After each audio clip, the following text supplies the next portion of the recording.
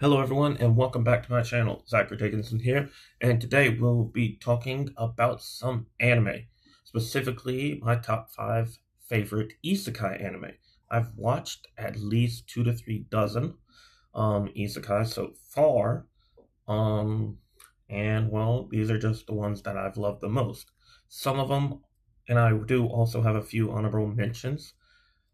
The entirety of the honorable mentions is mostly I'm waiting on more, or like a season two, since I know there's going to be a season two for at least two of the honorable mentions, and it's just like not enough for it to be in my top 5 favorites in the isekai genre of anime. And so, if you don't know what isekai is, it's when you either die and get reincarnated into a fantasy world, or you get summoned into a fantasy world of some kind. There are a few exceptions, like one I'll talk about in the video in the top 5, but generally it's either you die and get reincarnated, or you get summoned into the world through some type of summoning method.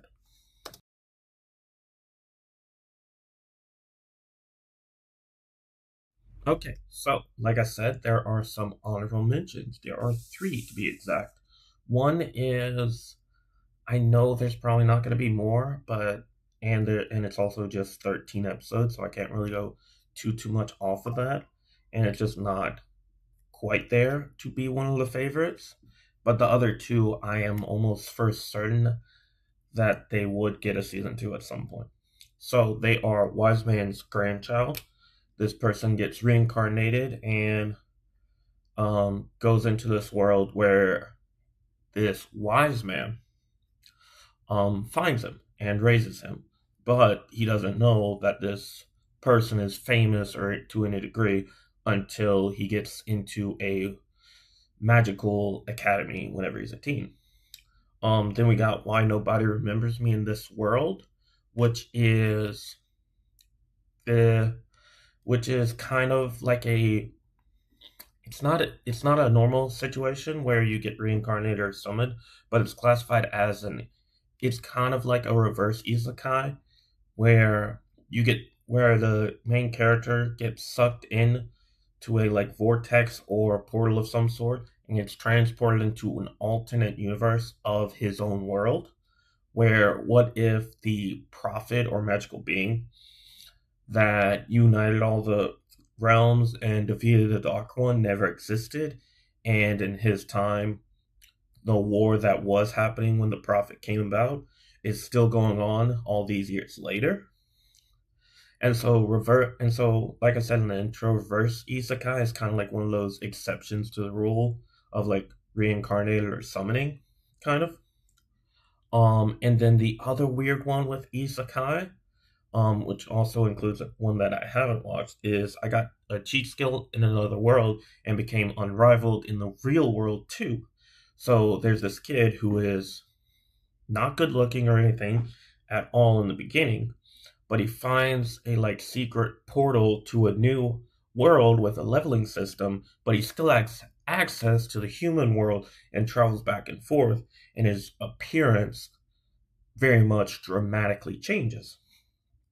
And so he he gets into this big good academy after meeting a girl and stuff, and there's a princess in the isekai world, and there's a girl in the high school, and they both like him, and I'm pretty sure season 2 of it is going to come out later this year, and so that's why it's in the honorable mentions. So those are the 3 that I would put as honorable mentions, just because there's not enough, and 2 of them, at the very least, I'm waiting on a season 2. Wise Man's Grandchild, I think, has been out for at least a decade, so I don't think there will be more of it.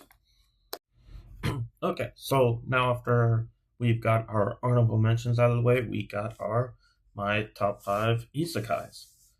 Number 5 is one I've watched nearly 3 years ago. It was 25 episodes and I couldn't get enough of it. Um, but like the way it ended, I'm fine with it. Now some of the tropes in it I don't really like as much anymore, but but I'm perfectly fine rewatching it if I ever do rewatch it because it's just generally a good one, and it's how a realist rebuilt the kingdom. And so this is one of the first anime that I watched where the main character isn't focused on action but really just rebuilding the kingdom into a better financial situation and a better situation overall for all the citizens. And there's a little bit of an uproar whenever he first like gets summoned into the world, but after a little while it kind of like subsides, and there's no like actual action. It's mostly like politics and a lot of finances and a lot of like maneuvering with certain stuff. And he like goes back and forth in a few arguments about like, oh, we need to fight the demon race and all that. No, you're broke. We need to figure out certain things to help this country at least be livable. Whether or not we even go to the war is another story. And like all this and that. And so it kind of I'm kind of still shocked at how much I've loved this anime because I'm more of a like anime watcher that loves action anime, like action nonstop. And so this first opened my eyes towards some anime that aren't as flashy with action. Still has a little bit, but it more opened me to a different style of anime and kind of isekai too. Okay, so then we have number five, which slightly does contradict what I said about the honorable mentions, but I feel like it's good enough as is, with just the 13 episodes or so that it has, and and it's one of the few anime that I would probably actually pick up the manga for it eventually because I liked it so much and it's a good concept.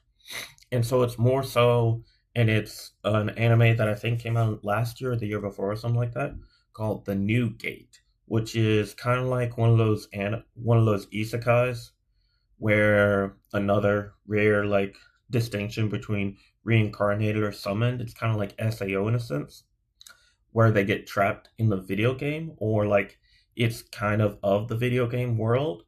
And so after all the actual players in the game kind of like quote unquote ends, hundreds of years later, the player, our main character, shows back up and kind of revives his like small little like party that he was with and stuff. Um, and so it's a very very enjoyable anime, and it's mostly based off of a kind of like how a game or whatever is in, and it's just a very fun anime, and it's not really like him complaining or ever wanting to get back to his world. It's just I'm suddenly trapped in this game, and I have no way out. So I'm gonna see if I can link up with my old like party that I had. All right. So now, as we do our top three, my top three really, we all these are all ones that have had at least two seasons or three seasons or maybe even more than that, and are all well known and well liked for the most part anime. And so number three is Tsukimichi Moonlit Fantasy, and I absolutely adore this one. It kind of caught me by a little bit of surprise, really. And our protagonist is just wanting to kind of chill and relax in this anime, in this like isekai, and eventually, like in season two, really, we get to see some other people from his world, kind of like from his high school, that were summoned by these two separate kingdoms. So he was kind of the exception and kind of got like summoned. I kind of forget a little bit, but he like befriends a dragon that's very powerful.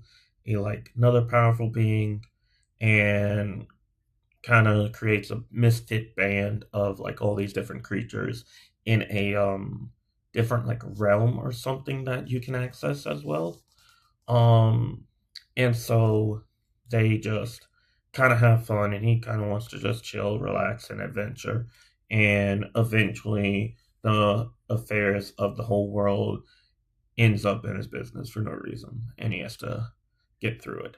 So, Okay, so now we got number two, which may be a little bit of controversial opinion, mostly based off of how no one loves season two.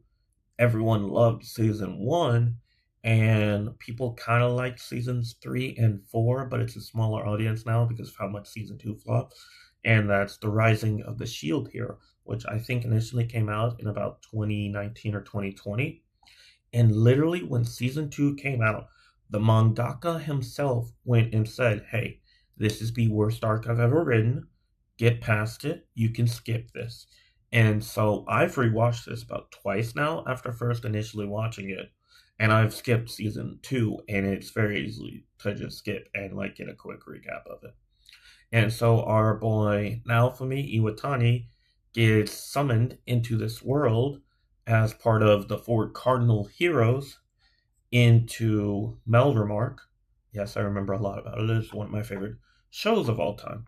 Melremark, where there's this king that summons him, but he's also very much discriminate against the shield hero who is Naofumi. And the other three kind of have these like big egos and stuff. And so, in the first type of wrong thing that happens, where he like gets, where like this girl befriends him and then betrays him, saying that he tried to rape her and all this and that, but the king couldn't outright kill him because he's a hero or whatever supposedly. So he just got banished, and everyone always has this out for him, but no one ever thought to defend him and all this and that because a girl cried like rape and all that. And that's a funny story whenever that actually comes to fruition about both the king and her, mine, who turns out to be one of the princesses and like daughters of the king. The queen is actually a lot better, and another one of the princesses is a lot better as well. And so they, of course, they take offense whenever the shield hero goes and becomes very much unorthodox in his ways. How he gets a sword, a like slave to be his sword and means of attacking, and everything about him, the way he does it, until he eventually gains respect towards like the end of season one, and he's very well respected and stuff. And so I love season one, season three, and season four. Season two is unwatchable. Period. If that's a deal breaker for you, I understand. But that is my second favorite isekai. All right. So number one, which is another case, kind of like how a realist rebuilt the kingdom in the sense of a um in the sense of being a bit different, and also like Tsukimichi, which is like a band of misfit creatures and stuff, is this anime who has multiple OVAs, a movie or two, three seasons already, and a season four that comes out this year, which of course is that time I got reincarnated as a slime. And just Rimuru, our main character, gets I think he dies and then gets reincarnated and becomes a slime. And it's very funny in the beginning. It's so hilarious. Episodes like one and two, and then it just takes off from there. It's a little slow at the beginning, but after you get past the first couple episodes, my goodness, it's insanely great. Um, and the first two seasons are very action packed and get the world building pretty much fully built. Season three is not as action packed, but it's well deserved and continues with more world building. And I've kind of looked at a peek of what's in the future for the rest of the series, and there's definitely going to be more action in the rest of the seasons. I think there could be as many as like six to like eight total seasons, depending on how they adapt the manga and light novels.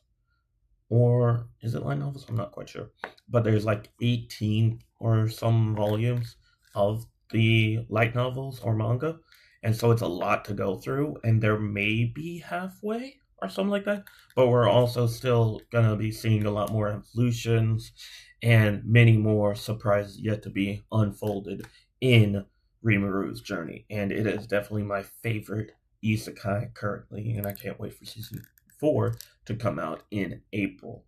and season 4 is reportedly gonna have 4 cores, and an anime core is basically like 12 to 13 episodes, and that's a full anime season, since an anime season runs for 3 months, and so that's an episode every week for that 3 month period, since a month has 4 weeks. And so that would basically mean on and off for the next year or so, we're gonna have that time I got reincarnated as slime on like non-stop, and it's rumored to be like 50 plus episodes, and so I can't wait.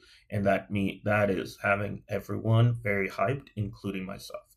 And so I can't wait for that. I can't wait for some of these others to also get more seasons, so I can enjoy to see the growth of all these characters, and to see what happens in the future, and to see what else happens, and even the honorable mentions, to see if I end up liking them more, to make a top 10 in just this one category alone. So that is my top 5 isekai anime.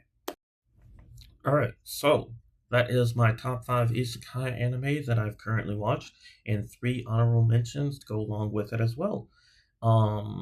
And one's getting a season 4 this year. I'm pretty sure Tsukimichi season 3 is well into production. Rising of the Shield Hero, definitely gonna have more, and probably at least a season 5, probably that good 13 episode pace that they like to do with the last 3 seasons. And I think Why Nobody Remembers Me should get a season 2. Cheat skill, got a cheat skill in another world and became unrivaled in the real world too. I think that's coming with the season 2 this year, so I can't wait for all of those. So if you like this video, if you like the video, make sure to give it a like to get it more out there to others as well. If you want to get notified about any more of these anime videos, which I might do once to twice a month, since I want to spread out to more than just anime, to other TV shows as well. Subscribe below and comment below one of your favorite isekai anime. So, till next time, I'll see you later. God bless.